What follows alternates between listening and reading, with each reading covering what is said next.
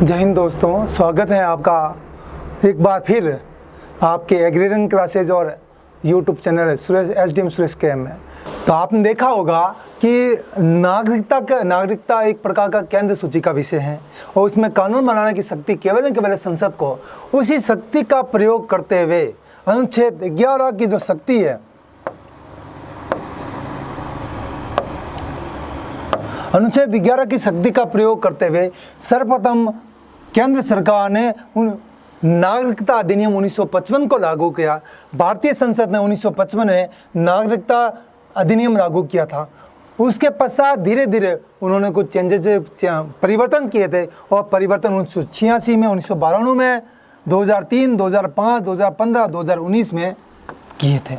मतलब परिवर्तन ये शो करता है कि नागरिकता के संबंध में कोई भी कानून बनाने की शक्ति केवल संसद अर्थात केंद्र सरकार को है।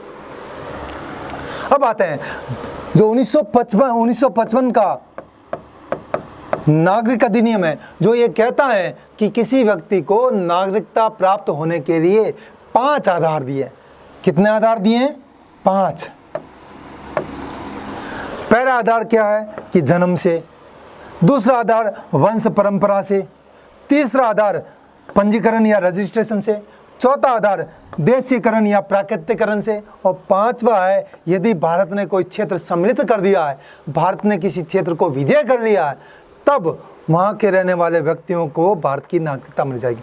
मतलब अगर आपका जन्म हुआ है, अगर माता पिता आपके यहाँ रहने वाले हो, अगर आपने आवेदन किया है और अगर आपने देशीकरण मतलब आए हो, प्रवास किया है, चौथा और 5वां अगर भारत ने किसी देश पर आक्रमण कर दे, किसी भूमि का अर्जन किया है, तो उस भूमि में रहने वाले व्यक्तियों को भारत की नागरिकता है। कुल मिला के भारत के नागरिकता अधिनियम 1955 के अनुसार भारत में नागरिकता प्राप्त करने के 5 आधार हैं, 1, 2, 3, 4 और 5। हम इसको बड़े बड़े मामले में व्याख्या करेंगे। पहला आता है जन्म के आधार पर नागरिकता कैसे मिलती है। सिटीजनशिप बाय बर्थ, जन्म से बच्चा जन्म ले रहा है, जन्म से नागरिकता प्रदान की जाएगी यदि भारत में 26 जनवरी 1950, इंपॉर्टेंट क्यों है? 26 जनवरी 1950 संविधान लागू हुआ था। 26 जनवरी 1950 से जून 1987 के बीच में पैदा हुआ। मतलब यदि कोई व्यक्ति 26 जनवरी 1950 से जून 1987 के बीच में जन्म लेता है तो उस व्यक्ति का बाय बर्थ भारत की नागरिकता प्राप्त होगी। इस वीडियो से पूर्व मैंने बताया कि संविधान के अनुच्छेद 5 जो कहता है बाय बर्थ व्यक्ति को नागरिकता जन्म से प्राप्त होती है, उसमें मैंने ये बताया कि 19 जुलाई 1948 के दिन भारत में रहने वाले प्रत्येक व्यक्ति जो पिछले 5 सालों से भारत में रह रहा है, उस व्यक्तियों को बाय बर्थ नागरिकता प्राप्त। लेकिन 1955 के दिन से ये कहा कि भारत में 26 जनवरी 1950 से जून 1987 बीच में कोई पैदा होता है तो उस व्यक्ति को बाय बर्थ वहाँ की नागरिकता प्राप्त हो जाएगी। लेकिन इनके 2 अपवाद हैं। विदेशी राजनयिक से जन्मे बच्चे, मतलब कोई विदेशी यहाँ काम कर रहा है व्यक्ति, दूतावास में काम कर रहा है, उनका बच्चा पैदा हो जाए तो उन बच्चों को भारत की नागरिकता नहीं मिलेगी, क्योंकि उन राजनयिकों को विदेशी नागरिकता पहले से प्राप्त होती है। दूसरा, दुश्मन के अधीन किसी भारतीय भूभाग में जन्मे बच्चे, मतलब अगर कोई भूभाग किसी भारत का भूभाग किसी दुश्मन देश के अधीन है, उन अधीन देशों में जन्म लेने वाले बच्चों को भारत की नागरिकता प्राप्त नहीं होगी। आगे करते हैं। इसका मतलब है यदि कोई उपरोक्त समय अंतराल में 2 अपवाद आपके सामने आए, विदेशी राजनयिक, भारतीय भूमि, दुश्मन का दिन, उसके साथ में ये कहा है भारत में जन्म लेने वाला बच्चा, इसका मतलब इस समय अंतराल में, मतलब 26 जनवरी 1950 और जून 1987 के बीच में कोई अवैध प्रवासी आ गया, उनका बच्चा यहाँ जन्म ले लिया, तब क्या होगा? मतलब कोई बच्चा अगर भारत की भूमि पर जन्म ले ले तो भारत की नागरिकता प्राप्त होने का अधिकारी हो जाता है। मतलब कोई बाहर से आया प्रवासी आया, आतंकवादी अपने फैमिली के साथ आया, बच्चा यहाँ जन्म लिया, तो बच्चा जन्मते ही भारत का नागरिक हो गया। आप उस देश के नागरिक हैं या नहीं, इससे कोई फर्क नहीं पड़ता। मतलब उसके माता पिता चाहे वो प्रवासी हो, शरणार्थी हो, आतंकवादी हो, उससे कोई नहीं फर्क पड़ता। अगर वो बच्चा भारत की भूमि पे जन्म लिया तो वो बच्चा भारत का नागरिक जन्म से स्वतः हो जाएगा। इस व्यवस्था ने बाई बर्थ जन्म लेते ही इस व्यवस्था ने अवैध प्रवासियों की संख्या बढ़ा दी। मतलब 1950 के भी 1950 से लेकर 1987 के बीच में को प्रवासी आए हैं, उन्होंने बच्चों को जन्म ले लिया, उनके माता पिता गुजर गए, वो बच्चे कहाँ गए? वो समस्या सामने आई और गंभीर समस्या आई, और मुख्य रूप से समस्या आई थी बांग्लादेश से अवैध प्रवासियों की समस्या। इस कारण 1986 में संशोधन किया है। मतलब पहला संशोधन 1986 में किया है, और जिन्होंने कहा 1 जुलाई 1987 के बाद जन्म के आधार पर किसी व्यक्ति को भारत की नागरिकता तभी मिलेगी जब उस व्यक्ति के जन्म के समय उसके माता या पिता भारत के नागरिक हो। चेंज कर दिया। ये आप देखिए अवैध प्रवासी है। 1987 से पहले अगर इन्होंने जन्म ले लिया और माता पिता कोई भी प्रवासी हो, शरणार्थी हो, आतंकवादी, उसे कोई फर्क नहीं पड़ता। लेकिन इस संशोधन करने के पश्चात उन्होंने कहा है 1987 के बाद, वर्तमान में अभी 1987 के बाद अगर बच्चा जन्म लेता है, उस बच्चे को भारत की नागरिकता तभी मिलेगी जब उसके माता या पिता में कोई भी व्यक्ति भारत का नागरिक होना अनिवार्य है। ये संशोधन इसलिए किया गया क्योंकि अवैध शरणार्थी आने लगे, अवैध प्रवासी आने लगे, आतंकवादी भी आने लगे, वो व्यक्ति यहाँ आकर बच्चे पैदा करने लगे, उन बच्चों को भारत की नागरिकता स्वतः प्राप्त होने लगी। उस चीज़ को रोकने के लिए सरकार ने इसमें संशोधन किया। संशोधन के माध्यम से ये कहा है अब व्यक्ति का जन्म होता है, अगर उनके माता या पिता में से कोई भी माता या पिता में कोई भारत का नागरिक है, तभी उस बच्चे को जन्म के आधार पर भारत की नागरिकता मिलेगी। लेकिन आगे चलकर इसमें भी ये भी परिवर्तन जो संशोधन किया वो भी अच्छा साबित नहीं हुआ। इस कारण 2003 में फिर संशोधन किया और संशोधन में कुछ शर्तें जोड़ दी जो ये 2004 में लागू हुआ। अब कोई व्यक्ति जन्म के आधार पर भारत का नागरिकता बन सकता है जब उसके जन्म के समय जुलाई 1987 से दिसंबर 2004 के बीच पैदा हुआ है और उसके माता पिता भारत के नागरिक। अब माता या पिता दोनों भारत के नागरिक होना चाहिए। उससे पहले क्या माता या पिता, अब माता पिता दोनों भारत के नागरिक होना चाहिए। और दिसंबर 2004 के पश्चात पैदा हुए व्यक्ति कम से कम एक अभिभावक नागरिक और अन्य अभिभावक अप्रवासी नहीं हो। मतलब माता या पिता तो होने चाहिए भारत के नागरिक, लेकिन साथ साथ में दूसरी शर्त ये जोड़ी है, माता या पिता, यदि माता या पिता नागरिक हो लेकिन दूसरा प्रवासी नहीं होना चाहिए, दूसरा शरणार्थी नहीं होना चाहिए। ये दो चीज़ें उन्होंने डाल दी। पहली चीज़ तो इन्होंने कह दी कि माता या पिता, दूसरा ये माता या पिता में दोनों में से एक व्यक्ति अगर प्रवासी नहीं, अवैध प्रवासी नहीं हो तो उन बच्चों को भारत की नागरिकता दी जा सकती है। दूसरा आता है वंश परंपरा, सिटीजनशिप बाय डिसेंट। वंश परंपरा द्वारा भारत की नागरिकता, व्यक्ति का जन्म भारत से बाहर हुआ लेकिन पिता भारत के नागरिक हो और व्यक्ति 26 जनवरी 1950 और दिसंबर 2 1992 के बीच में पैदा हुआ। मतलब वंश परंपरा के आधार पर पिता भारत के नागरिक हो, माता पिता, और व्यक्ति का जन्म 26 जनवरी 1950 और दिसंबर 1992 के बीच में हो। माता पिता भारत के नागरिक हो और व्यक्ति का जन्म दिसंबर 1992 के बाद में हुआ। मतलब वंश परंपरा, मतलब भारत के नागरिक हो और उस बच्चे का जन्म कहीं और हुआ, वो व्यक्ति भी भारत का नागरिक होने के लायक होगा यदि उसके माता पिता में कोई भी उसके जन्म के समय भारत का नागरिक हो। लेकिन जन्म लेने के वाले बच्चे के माता या पिता अगर केवल वंश के आधार पर भारतीय नागरिक लेने हैं तो उस बच्चे को 1 साल के भीतर भारत में रजिस्ट्रेशन करना पड़ेगा। मतलब इस वंश परंपरा का आधार है यदि माता या पिता भारत के नागरिक हैं और और उस बच्चे का जन्म कहीं और हुआ है और उस बच्चे को भारत की नागरिकता प्राप्त करनी है, तो उसको बच्चे को एक जन्म के 1 साल के भीतर भारतीय दूतावास में रजिस्ट्रेशन करवाना पड़ेगा। तीसरा आती है पंजीकरण, सिटीजनशिप बाई रजिस्ट्रेशन। केंद्र सरकार किसी आवेदन प्राप्त हो रहा है, आवेदन प्राप्त होने नागरिकता अधिनियम 1955 की धारा 5 के तहत किसी वैध प्रवासी को भारत का नागरिक होने के लिए पंजीकरण, मतलब वैध प्रवासी, अवैध नहीं, शरणार्थी नहीं, अवैध शरणार्थी नहीं, अवैध आतंकवादी नहीं, अगर वो वैध डॉक्यूमेंट के माध्यम से भारत में आता है और भारत में रहने के बाद भारत की संस्कृति, भारत की परंपरा, वो विचार, आचार विचार को ग्रहण करता है और फिर भारत के नागरिक होने के लिए आवेदन प्रस्तुत करता है, तब भारतीय मूल का वह व्यक्ति रजिस्ट्रेशन के लिए आवेदन करने के 7 वर्ष पहले भारत में मामूली तौर पे रह रहा हो। यदि कोई व्यक्ति रजिस्ट्रेशन के द्वारा कर रहा है और वैध डॉक्यूमेंट के द्वारा भारत में रह रहा है, तो 7 वर्ष पहले भारत में मामूली तौर पे रह रहा है, तो उस व्यक्ति को पंजीकरण के माध्यम से नागरिकता दी जा सकती है।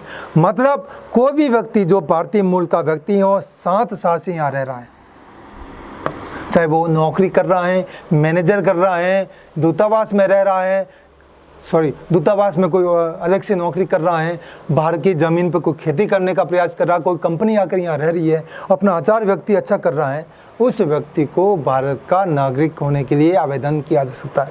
भारतीय मूल का व्यक्ति और अविभाजित भारत से बाहर रहता है।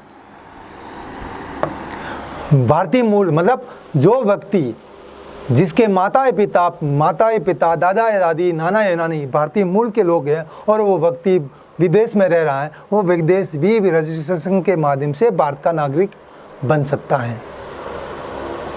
अगला, भारत में भारत के नागरिकों के नाबालिग बच्चे हैं।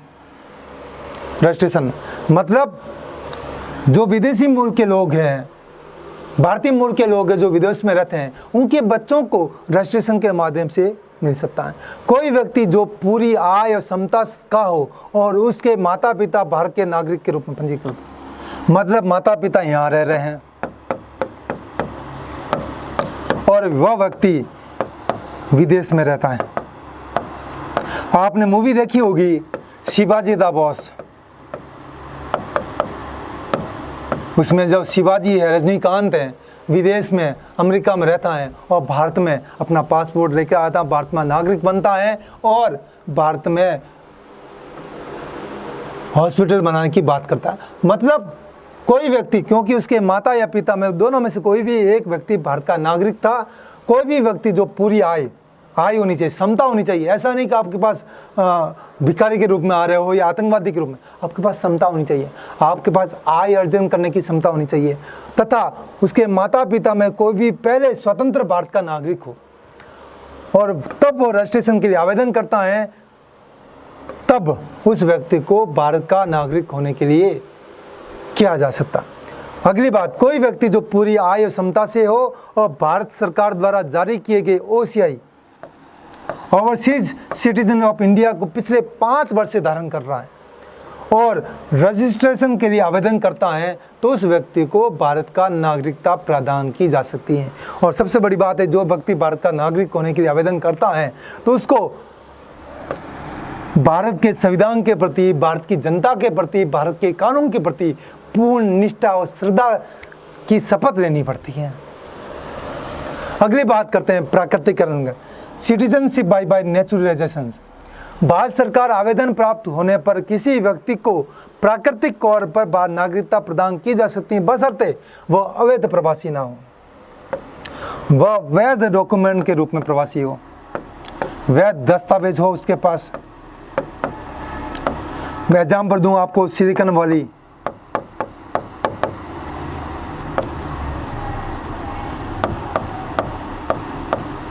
चाहे वो बेंगलोर हो, नोएडा हो, पुणे हो, हैदराबाद हो, ऐसी सिटी जो आईटी सेंटर का हब है, जिसमें विदेशी लोगों भी यहाँ नौकरी करते हैं, उन व्यक्तियों को भी वो वैध डॉक्यूमेंट के यहाँ रह रहे हैं, अगर वो उसके पश्चात वो भारत में अगर किसी प्रकार की नागरिकता प्राप्त करने के लिए आवेदन करते हैं, तो उन व्यक्तियों को भारत की नागरिकता दे सकते हैं। लेकिन साथ साथ में ये कहते हैं वो उस व्यक्ति को उससे पहले किसी अन्य देश की नागरिकता का राइट होना चाहिए। मतलब यदि कोई व्यक्ति अवैध प्रवासी हो, आतंकवादी हो, उसके पास कोई दस्तावेज नहीं हो, या नौकरी कर रहा है, तो भी उस व्यक्ति को भारत की नागरिकता नहीं दी जा सकती।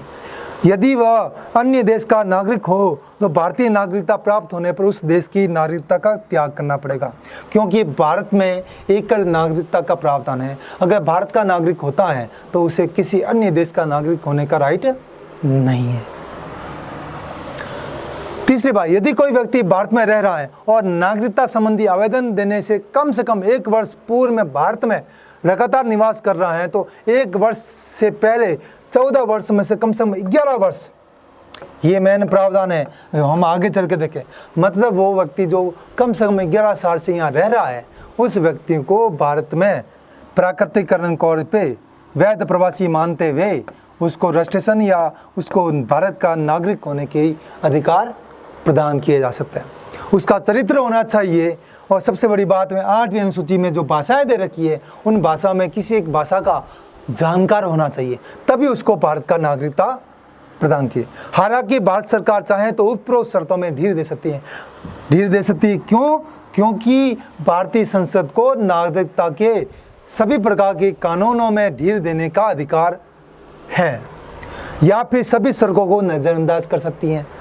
और विशेष तौर पर सेवा हो, जैसे विज्ञान, दर्शन, कला, साहित्य, विज्ञान, साहित्य और मानव उन्नति, मतलब वही व्यक्ति कोई विदेश में रहता है और भारत का अच्छा नागरिक बन सकता है, तो उन व्यक्तियों को भारत की नागरिकता प्रदान की जा सकती है। इस तरह के व्यक्तियों को भारत की संसद के प्रति श्रद्धा और निष्ठा रखनी पड़ती है।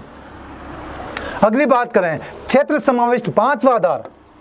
क्षेत्र समावेश के आधार पर citizenship by incorporation of territory, मतलब किसी क्षेत्र को अर्जन कर लिया। ये भारत है, भारत ने पाकिस्तान पे हमला किया या भूटान पे हमला किया, उसको जीत का अर्जन कर दिया, तब उस देश के रहने वाले सभी नागरिकों को भारत की नागरिकता प्राप्त हो जाएगी। आपने देखा होगा, ये आप इंडिया के जो आर्मी है सबसे शक्तिशाली आर्मी के रूप में इंक्लूड होती है।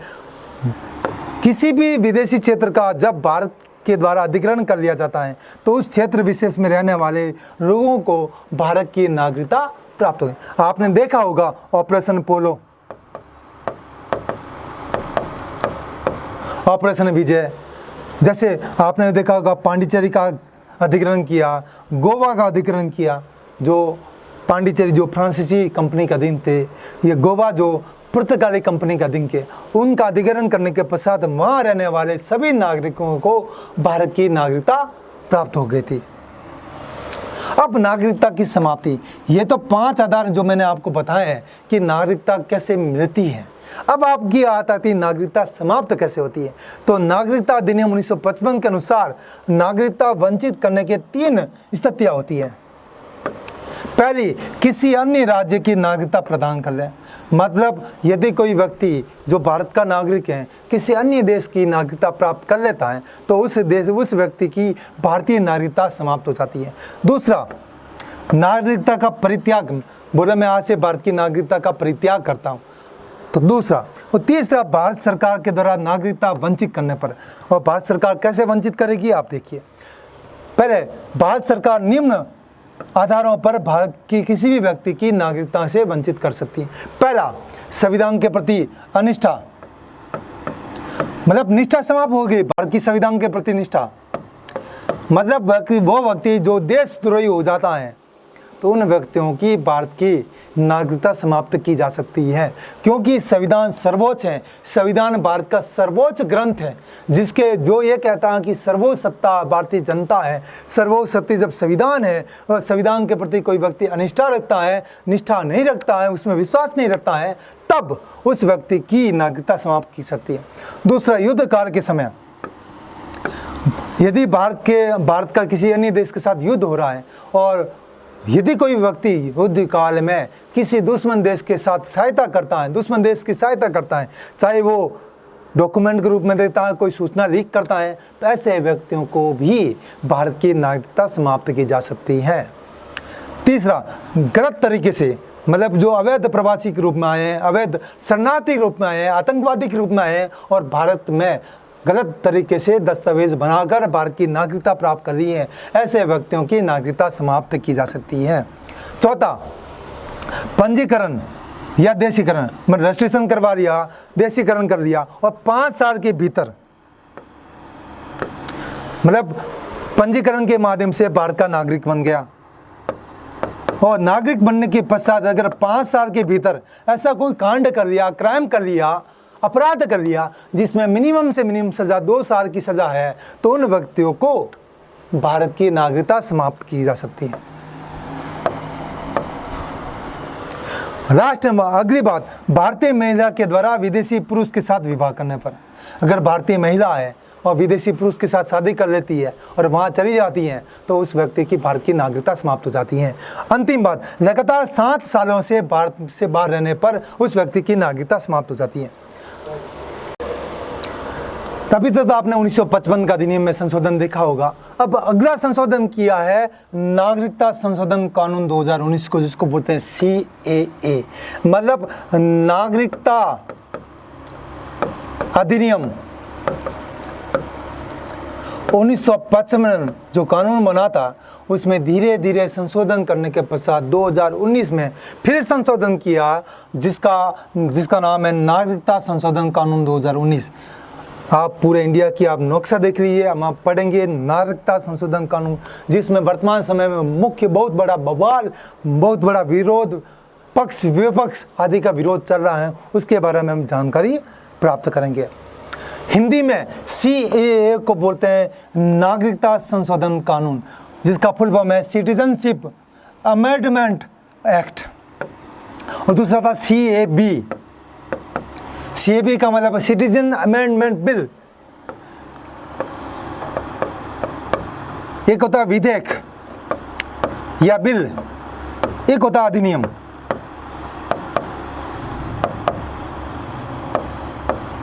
जब संसद में पेश होता है तो वो बिल होता है।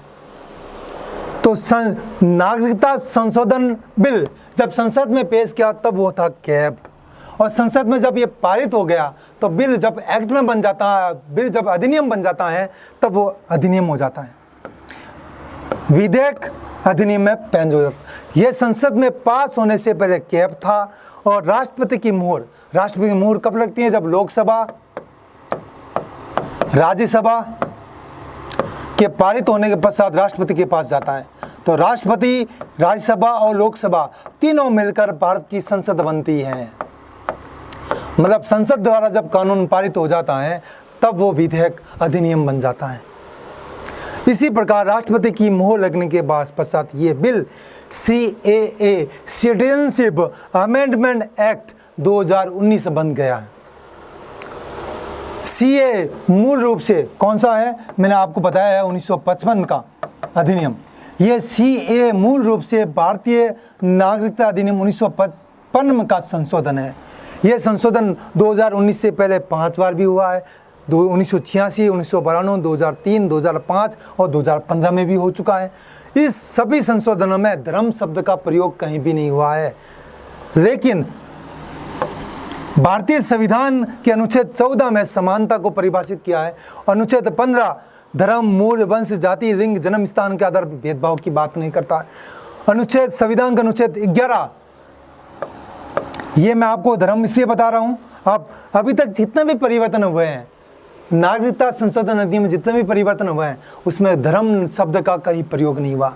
किंतु संविधान के अनुच्छेद 11 में प्रावधान ये कहा है कि संसद किसी भी समय में नागरिकता के संबंध में किसी भी प्रकार का कानून बना सकती है। उसी कानून का हवाला देते हुए वे केंद्र सरकार ने 2019 में CAA पारित किया, जिसमें एक शब्द स्टार्ट किया जिसका नाम था धर्म।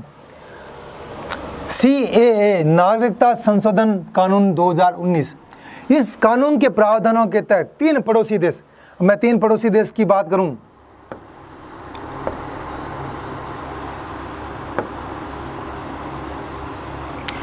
क्योंकि भारत के पड़ोसी देश 3 से ज़्यादा है।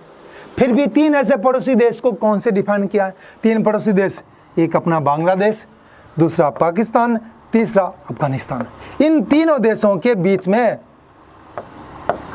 कुछ संशोधन किए। इस कानून के प्रावधानों के तहत 3 पड़ोसी देश यथा पाकिस्तान, बांग्लादेश और अफगानिस्तान के उन 6 धार्मिक अल्पसंख्यक,